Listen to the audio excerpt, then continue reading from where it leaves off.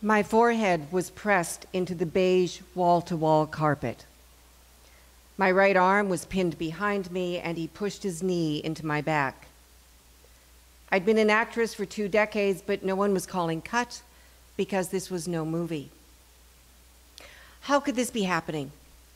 How did I get here? Thoughts pinged in my head as my body melted deeper into the carpet. What would people think if they saw this? Me? Buckling under a man? Me, who cracked caustic jokes? Me, who had moved from the Atlantic to the Pacific coast, chock-a-block with bravado as I chased my acting career, and now here, on the floor of a Mount Washington apartment, being squashed like a bug. They say addicts have a chance of breaking free once they hit rock bottom. I wasn't addicted to drugs or alcohol, but I had a magnetic attraction to angry people. I confused on-screen drama with real life. My assailant was only the latest of the not-so-hot-so men to whom I'd attached myself. Abuse was familiar. Abuse was nurtured. Abuse was home. Until that day, when I found my rock bottom. This was the end of the line. I had to stand upright and gun it down the mountain. My acting career was no longer a good ride. My neediness was a danger. And here I was on the West Coast, like some lost member of the Joad family trying to pluck an orange off someone else's tree. It was time to rewrite this California story. I slithered out of his grasp and yelled, "Back off." I packed a bag and gathered the cat, who'd seen it all and accepted being dropped at a kitty sitter. I drove south. Along the coastline, I rolled down the windows and sucked in sea air. In Encinitas, I checked into a silent meditation retreat, where I stayed for 3 days, obeying rules. No speaking, no reading, no phone calls, no email, no texting. "Isn't this place lovely?" Unsaid. "The food is delicious." Nope. "I'm really messed up." Shh. The beauty of silence is the cessation of mundane social interaction. Reading anything other than spiritual writings was discouraged. In this sanctuary, there would be no curling up with a juicy novel or the New Yorker. Monastics believe it is in silence that we're able to end the chatter and hear the voice of God, the universe, and discover the wisdom buried deep in our own hearts. I played by the rules.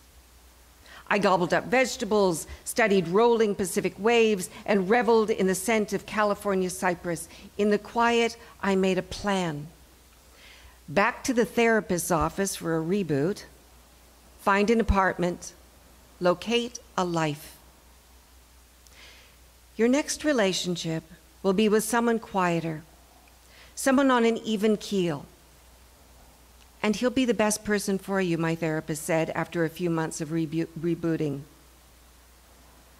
Could I do that? Could I kick my craving for theatrics? I found a studio apartment in Silver Lake. I needed a small place for my small budget and took comfort in seeing all the walls before I fell asleep again, and again when I awoke. The cat and I settled in. He adapted to an indoor life, and I adapted to a single life. I worked as a dialogue coach on film and television sets, and during days off, wandered through the downtown flower market, ambled along the gardens of the Huntington, and pumped iron at the gym. At work, I spoke, but off the set, I kept silent. I heard the wisdom of my heart, and it said, "Prepare to pull up stakes." A year later, ready for a bedroom and a dining room, I moved into a light-filled apartment in Los Feliz. I could walk to the House of Pies for pie, and Skylight Books for books, At a theater on Hillhurst Avenue, I could see 2 movies in an afternoon. I got stronger, alone, on my own. Another year passed, and I was accepted into the American Film Institute's directing workshop for women, where I discovered true confidence and toned down my acidic sense of humor. I crewed up to shoot my short film and met the man who would be my editor. He was subtle, this editor, with a dry wit and a wholly undramatic demeanor, ensuring that he was not my type, no way, no how. We worked for hours in a tiny cutting room and, unexpectedly, grew close. He was amused by my dramatic flair. He said he suspected that I had grown into someone from somewhere else, and he liked that about me. Maybe he was my type some way, somehow. On our first date, we savored pan-seared scallops and crisp flattened chicken at Campanile. On our second, we shared sushi and sake at Yamashiro atop the Hollywood Hills. Back at my apartment, he mentioned he was allergic to cats. I worried, but after 5 kisses, he was miraculously cured.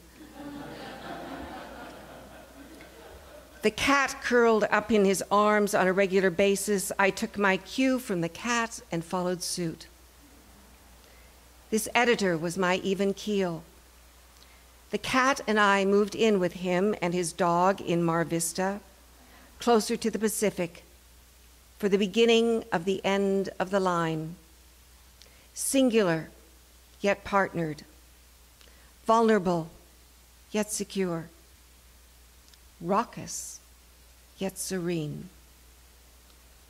Like a wave, slipping onto Venice Beach, where we ride our bikes, laughing. Because he's a funny guy, my best friend, my husband. Thank you.